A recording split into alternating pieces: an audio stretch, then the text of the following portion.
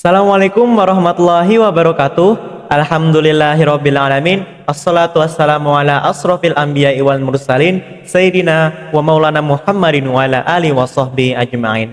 Rabbi shrah li sadri wa yassir li amri wahlul 'uqdatam min lisani yafqahu qawli, amma ba'du.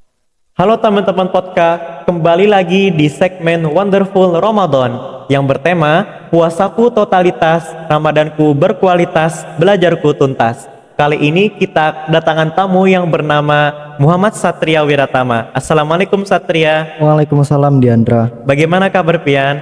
Alhamdulillah baik. Alhamdulillah, semoga kita bisa menunaikan ibadah puasa dari awal Ramadan hingga akhir Ramadan nanti. Nah, kira-kira Satria, kita di sini akan berbincang-bincang mengenai zikir dan syukur ya pada tema hari ini. Nah, sebagaimana yang kita tahu, zikir itu kan banyak macamnya.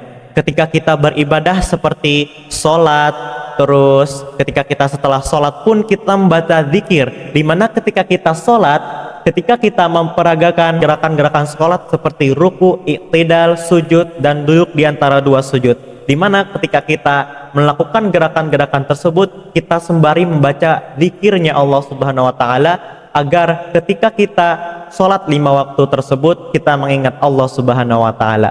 Nah, kira-kira Satria, dari zikir-zikir yang kita baca tadi, apakah keutamaannya ada? Baik, ada keutamaan membaca zikir.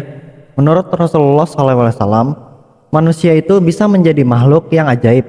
Manusia yang mana? Yaitu manusia yang beriman kepada Allah Subhanahu Wa Taala. Orang beriman itu manusia ajaib. Dia tidak pernah rugi, diberi nikmat dia bersyukur, dan diberi ujian dia bersabar.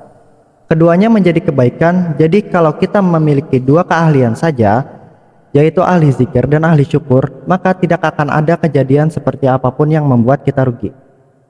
Berarti ketika kita menjadi ahli zikir dan ahli syukur, kita kan nih selalu akan mengingat Allah Subhanahu Wa Taala. Tentunya ketika kita mengingat Allah Subhanahu Wa Taala, kita tidak akan merugi, sebagaimana disebutkan dalam surah Al-Asr, wal 'asr innal insana lafil khusr illal ladzina amanu wa 'amilus shalihati wa tawassaw bil haqqi wa tawassaw bis sabr. Nah, jadi dari zikir tadi kita tidak akan merugikan kalau seandainya kita mengingat Allah Subhanahu Wa Taala, di mana ketika kita bersyukur mengucapkan alhamdulillah, segala puji bagi Allah Subhanahu Wa Taala, maka kita akan mengingat Allah Subhanahu Wa Taala. Nah, kira-kira dari zikir tadi adakah dalil yang mengkonkretkannya?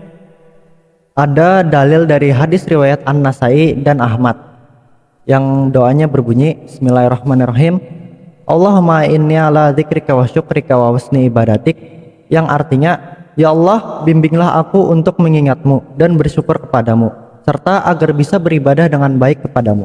Nah, dari hadis tadi, kita sebagai manusia hendaklah selalu mengingat Allah Subhanahu Wa Taala. Nah, kira-kira ketika kita mengingat Allah Subhanahu Wa Taala, terdapat 3 zikir yang kita baca setelah sholat, yakni yang pertama ada Subhanallah, yang kedua ada Alhamdulillah, dan yang ketiga ada Allahu Akbar. Dimana ketika kita membaca Alhamdulillah, artinya kita mensyukuri nikmat yang Allah berikan. Artinya kan Alhamdulillah itu segala puji hanya bagi Allah Subhanahu Wa Taala. Kira-kira keutamaan dari syukur itu apa, Satria?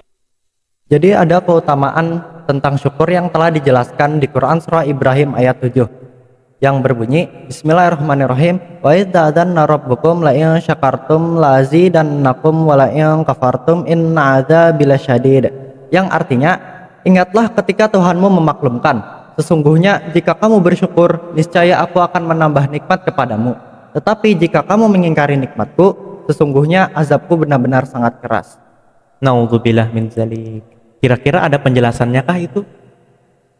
Jadi inti dari ayat tersebut adalah, jika kamu bersyukur atas nikmat yang telah Allah berikan kepadamu, insya Allah Allah akan menambah nikmat tersebut kepadamu.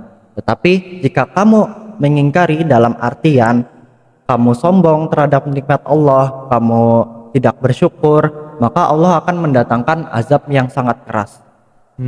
Jadi sebagaimana yang kita pantau di dunia-dunia sekarang ini ya, ketika anak-anak muda itu banyak sekali yang pengen ikut-ikutan teman-temannya. Jadi ketika mereka mendapatkan sesuatu yang mereka rasa itu kurang cukup bagi mereka, maka mereka akan berusaha sekeras mungkin walaupun mereka itu nggak mampu sebenarnya, tapi mereka berusaha untuk mendapatkan itu. Artinya kan mereka itu mengingkari nikmat Allah Subhanahu wa taala. Naudzubillah min dzalik. Karena dengan mengingkari nikmat Allah tadi, maka Allah akan mengazab kita dengan sangat buruk ya. Nah, apabila kita mengingat Allah Subhanahu wa taala dengan bersyukur, maka insya Allah Allah akan menambahkan nikmat kita sebagaimana sebutkan dalam dalil tadi. Nah, jadi kesimpulannya, jangan sibuk memikirkan nikmat yang belum ada, melainkan sibuklah memikirkan syukur yang belum ada atas segala nikmat yang telah kita rasakan selama ini. Karena yang belum ada itu sudah janji Allah akan menambahkannya jikalau kita bersyukur. Nah, ketika kita bersyukur, kita otomatis akan mengingat Allah Subhanahu wa taala. Dan kita mengingat Allah Subhanahu wa taala itu ada dengan berbagai cara. Ketika kita melihat sesuatu yang indah, kita mengucapkan Masya Allah, kita mengucapkan Subhanallah. Ketika kita mendapatkan nikmat, kita mengucapkan Alhamdulillah. Nah, dengan cara segitu pun kita bisa mengingat Allah Subhanahu wa taala. Demikian ilmu yang bisa disampaikan oleh tamu kita kali ini. Sebelumnya saya mengucapkan terima kasih kepada Satria Wiratama yang meluangkan waktu untuk menyampaikan ilmunya pada kali ini. Jika ada kekeliruan ataupun kesalahan, mohon dimaafkan. Sampai jumpa di podcast lainnya. Wabillahi taufik wal hidayah. Wassalamualaikum warahmatullahi wabarakatuh.